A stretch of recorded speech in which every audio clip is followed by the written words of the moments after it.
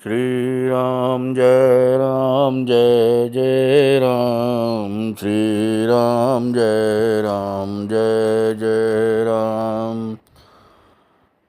तह करि भोग विशाल तात, गए कछु काल पुनि। होई हहु अवध भुआल, तब मैं होब तुम्हार सुत। हे तात, वहाँ के बहुत से भोग भोग कर कुछ काल बीत जाने पर तुम अवध के राजा होंगे, तब मैं तुम्हारा पुत्र होऊंगा। इच्छामय नरवेश संवारे, होई हऊ प्रगट निकेत तुम्हारे। अनशन है सहित देह धरि ताता, करे हऊ चरित भगत सुखदाता। इच्छा निर्मित मनुष्य रूप सजकर मैं तुम्हारे घर प्रकट होऊंगा। हे तात, मैं अपने अंशों सहित देह धारण करके भक्तों को सुख देने वाले चरित्र करूंगा।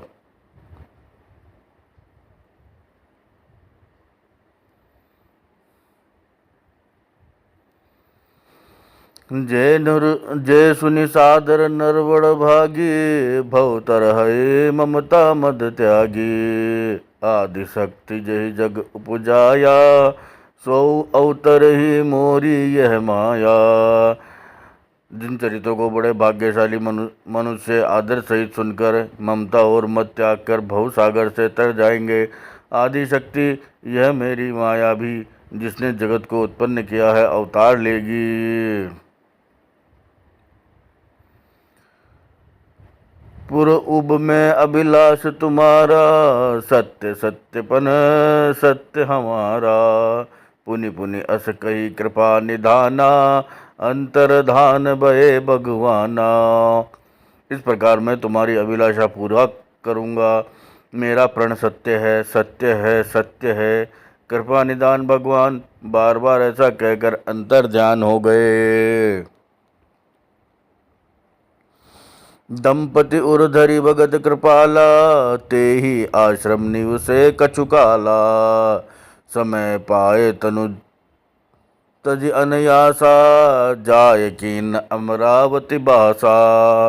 वे स्त्री पुरुष राजा रानी भक्तों पर कृपा करने वाले भगवान को हृदय में धारण करके कुछ काल तक उस आश्रम में रहे। फिर उन्होंने समय पाकर सहज बिना किसी कष्ट के शरीर छोड़कर अमरावती इंद्र की पुरी में जाकर वास किया। यह इतिहास पुनीत अति उमहि कही, वृषकेतु भरद्वाज सुनु अपर पुनि। राम जन्म कर हेतु। याज्ञवल्क्य जी कहते हैं, हे भरद्वाज, इस पवित्र इतिहास को शिवजी ने पार्वती से कहा था। अब श्री राम के अवतार लेने का दूसरा कारण सुनो।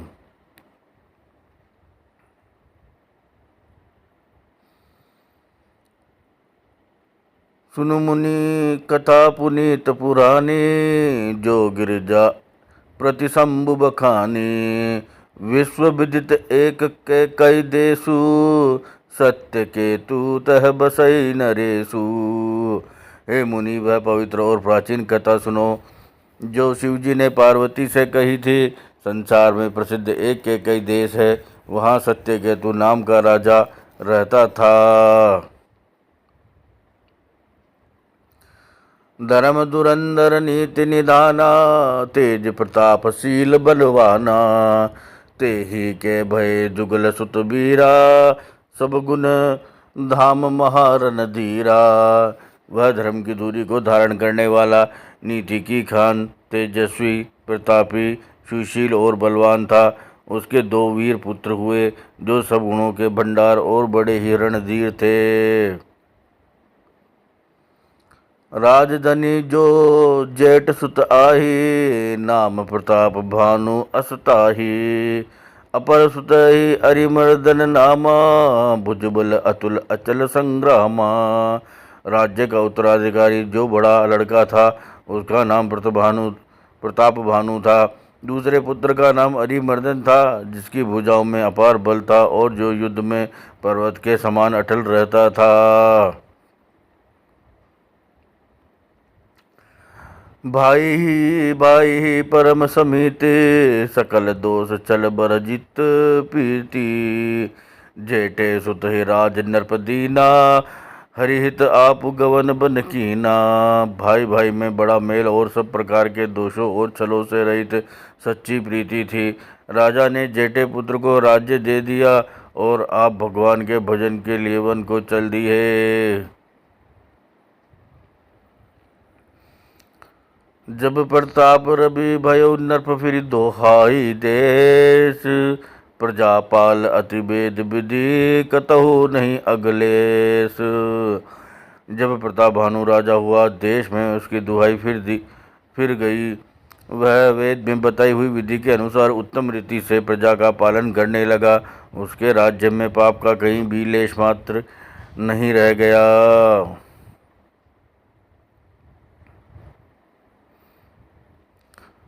नरपहितकारक सचिव सयाना, नाम धर्म रुचि शुक्र समाना। सचिव सयान बंधु बलबीरा, आपू प्रताप पुंजरन धीरा। राजा का हित करने वाला और शुक्राचार्य के समान बुद्धिमान धर्म रुचि नामक उसका मंत्री था। इस प्रकार बुद्धिमान मंत्री और बलवान तथा वीर भाई के साथ ही शुम्भ राजा भी बड़ा प्रतापी और रणधीर था।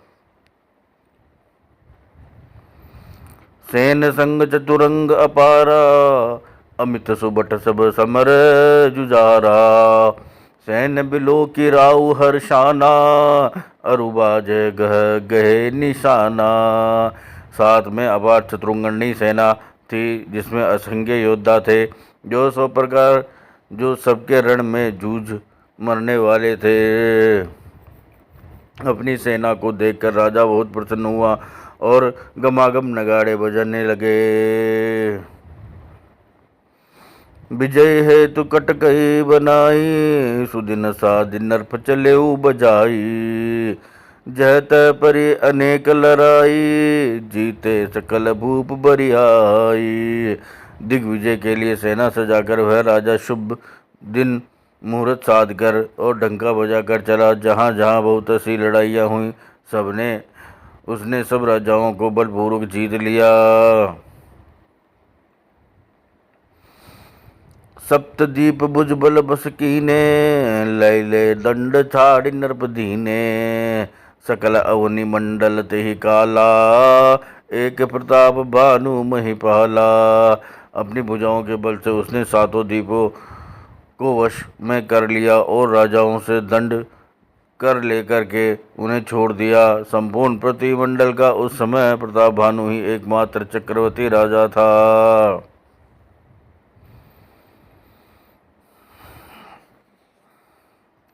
स्वबस विश्व करी बाहुबल, निजपुर कीन प्रवेशु। अर्थ धर्म कामादि, सुख से वही समय नरेशु।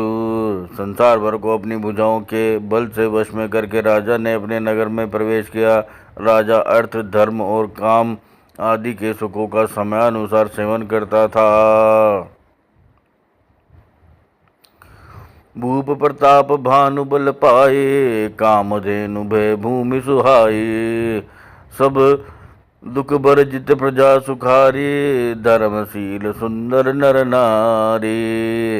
राजा प्रताप भानु का बल पाकर भूमि सुंदर कामधेनु हो गई। उनके राज्य में प्रजा सब प्रकार के दुखों से रहित और सुखी थी और सभी स्त्री पुरुष सुंदर और धर्मात्मा थे।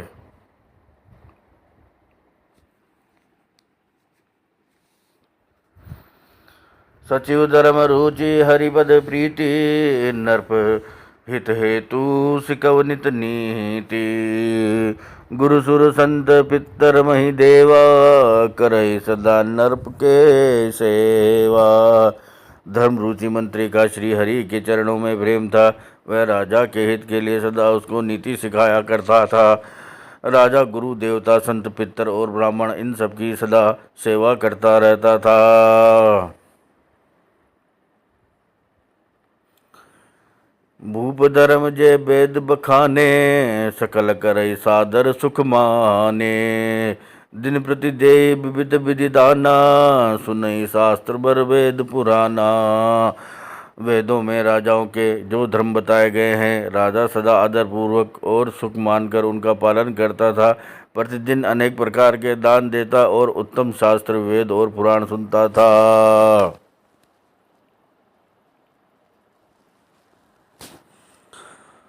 नाना बापी कूप तड़ागा, सुमन बाटिका सुंदर भागा। विप्र भवन सुर भवन सुहाए, सब तीर्थन विचित्र बनाए। उसने बहुत सी बावलियाँ, कुएं, तालाब, फुलवाड़ियाँ, सुंदर बगीचे, ब्राह्मणों के लिए घर और देवताओं के सुंदर विचित्र मंदिर सब तीर्थों में बनवाए।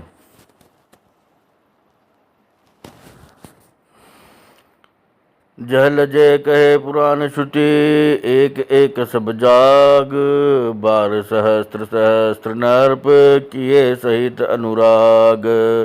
वेद और पुराणों में जितने प्रकार के यज्ञ कहे, राजा ने एक एक करके उन सब यज्ञों को प्रेम सहित हजार हजार बार किया।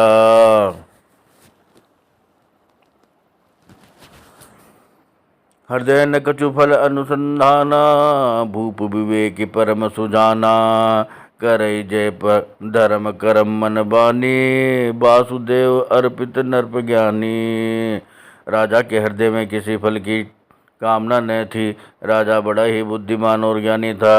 वह ज्ञानी राजा कर्म, मन और वाणी से जो कुछ भी धर्म करता था, सब भगवान वासुदेव को अर्पित करते रहता था। चढ़ी बरबाजी बार एक राजा, मर गया कर सब साज समाजा। विंध्याचल गंभीर बन गयो, मृग पुनीत बहु मारत भयो। एक बार वह राजा एक अच्छे घोड़े पर सवार होकर शिकार का सब सामान सजाकर विंध्याचल के घने जंगल में गया और वहां उसने बहुत से उत्तम उत्तम हिरण मारे।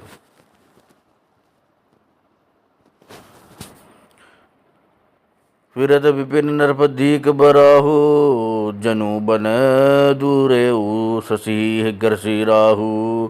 बड़ विदु नहीं समात मुख माही, मनहु क्रोध बस उलगित नाही।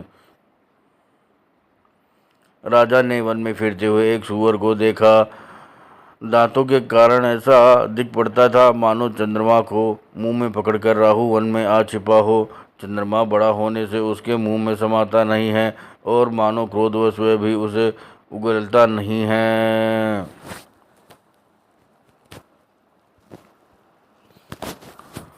कोल कराल दसन छवि गाई, तनु विशाल पीवर अधिकाई। गुरु गुरात है आरो पाए, चकित बिलोकत कान उठाए। ये तो सूअर के भयानक दांतों की शोभा कही गई। इधर उसका शरीर भी बहुत विशाल और मोटा था। घोड़े की आहट पाकर वह गुरगुराता हुआ कान उठाए चौकन्ना होकर देख रहा था। श्री राम जय राम जय जय राम, श्री राम जय राम जय जय राम।